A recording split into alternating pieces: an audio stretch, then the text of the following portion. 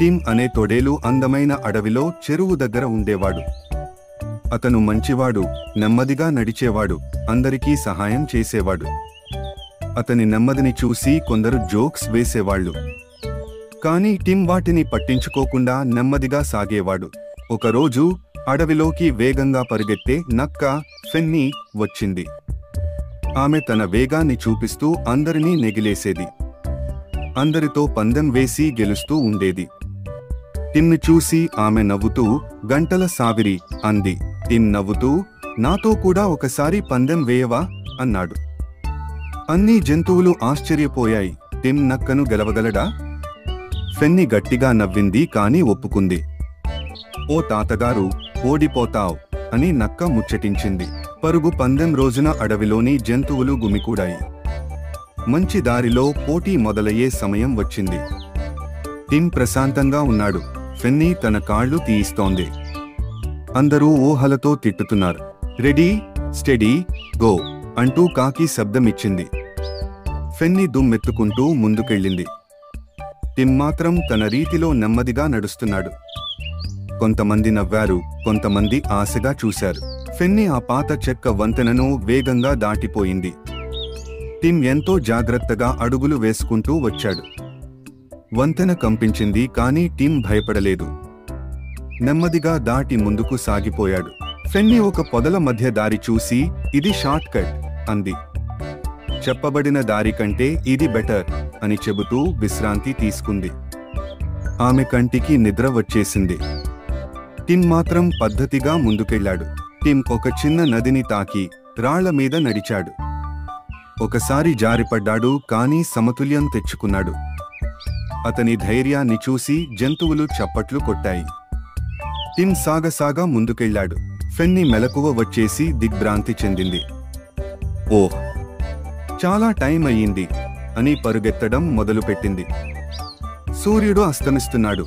Tim ఎక్కడి వరకు వచ్చాడో తెలియదు. ఆమె వేగంగా పరుగు తీసింది. టిమ్ ఇప్పటికే ఫినిష్ లైన్ దగ్గరికి వచ్చాడు. అతను అలసిపోయాడు కానీ ఆగలేదు. అన్ని జంతువులు టిమ్ టిమ్ అంటూ అరుస్తున్నాయి. ఫెన్నీ వెనుక నుండి దూసుకు వస్తోంది. టిమ్ చివరికి ఫినిష్ లైన్ దాటిపోయాడు. అన్ని జంతువులు ఆనందంతో చప్పట్లు కొట్టాయి. ఫెన్నీ షాక్లో నిలిచిపోయింది.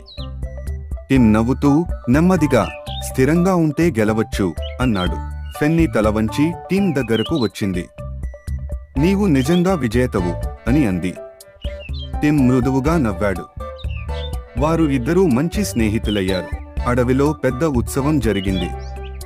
జంతువులు పండ్లు తిన్నాయి, పాటలు పాడాయి, డాన్స్ చేశాయి. టిమ్కు పుష్పాల కిరీటం పెట్టారు. అతను అందరి అభిమాన నాయకుడయ్యాడు.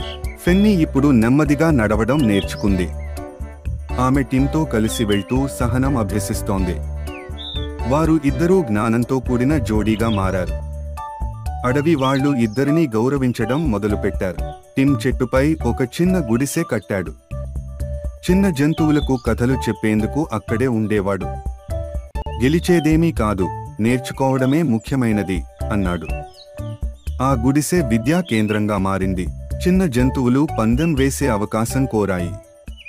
వాళ్లు కలర్ఫుల్ దారుల్లో పరుగు తీశారు. టిమ్ వారిని ప్రోత్సహించాడు.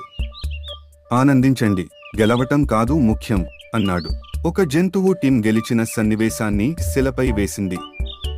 అది అడవిలో గర్వంగా నిలిచింది. అన్ని జంతువులు ఆ చిత్రాన్ని చూడవచ్చేవారు. అది ఆశ, నమ్మకంగా మారింది. అడవిలో భారీ వర్షం పడింది. టిమ్ తన కవచంలో చిన్న జంతువులను కాపాడాడు. ఫెన్నీ దారి చూపిస్తూ ముందుండిపోయింది. వారు ఇద్దరూ కలిసి కాపాడారు. వర్షం తర్వాత ఆకాశం స్పష్టంగా మెరిసింది. టిమ్ మరియు ఫెన్నీ కలిసి నేలపై నక్షత్రాలను చూస్తూ పడ్డారు. గతాన్ని గుర్తు చేసుకున్నారు. ఇది నా జీవితంలోని బెస్ట్ రేస్ అన్నాడు ఫెన్నీ. పాత టిమ్ చెట్టు కింద చిన్న జంతువులకు కథలు చెప్పేవాడు. అతని కథలు ఓ గుణపాఠంగా మారాయి. చిన్న జంతువులు చాలా విషయాలు నేర్చుకున్నారు. టిమ్ కథ పదే పదే వినిపించేది ఎప్పటికీ. Please subscribe to our channel.